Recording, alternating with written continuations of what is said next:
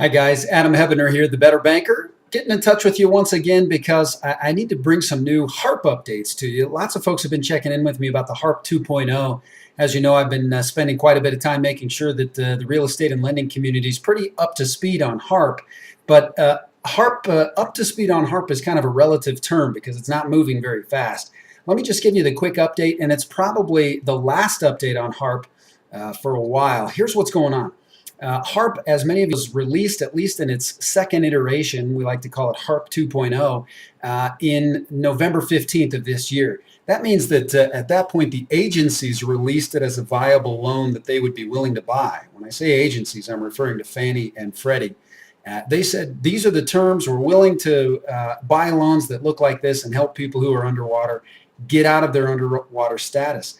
The problem is, as of today, which is December 12th, 2011, investors are still having a really hard time getting the conduit open to actually be able to offer these in a wholesale way to the marketplace. So we really don't have a way to bring them to you for a couple of kind of small reasons that just haven't been resolved yet. The first is that most lenders, in order to serve their clients well, rely on what's called automated underwriting systems.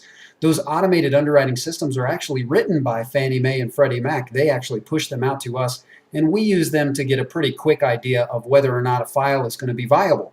Well, the problem is the current iterations of Fannie and Freddie don't include Harp 2.0 guidelines. So when we run them automated services, we can't come up with an approve from Fannie or Freddie. So they have to be underwritten manually, which is something that very few investors can do. We at Universal Lending actually can do that, but we've got a secondary problem.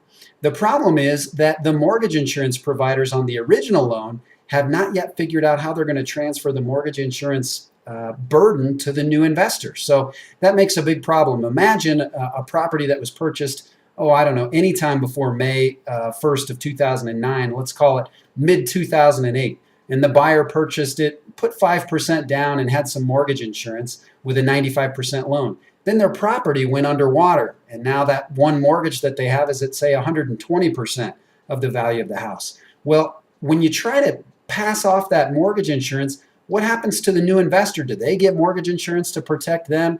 If so, who's the mortgage insurance provider? What if that mortgage insurance provider is not there yet? So you can see there's lots of complex questions that, although the government has created good policy through the agencies, the private sector has not figured out how we're going to be able to implement this yet. So long story short, Harp is going to take a while to get out. I would tell you we're probably not going to see widespread usage of the Harp loan until probably after the first quarter of 2012.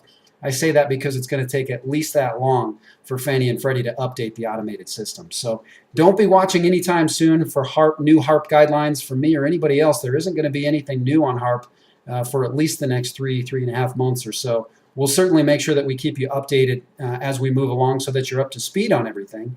But if you have questions, do me a favor, get in touch. All you have to do is reply to this email or give me a call at 303-960-0392 for those of you who are seeing this on my website or maybe at YouTube. It's hard to tell how you're picking up these videos anymore since they always get sent out. Speaking of sent out videos, do me a favor, forward this video on to the people that know you and trust you for information. Would love to be able to pass this information on to as many people as possible. If you know agents or buyers who need this information, forward it on and be sure to subscribe below. And hey, thanks again for tuning in. I look forward to talking to you once again soon. Again, I'm Adam Hebener with The Better Banker, betterbanker.com, and we'll see you soon. Take care. Bye-bye.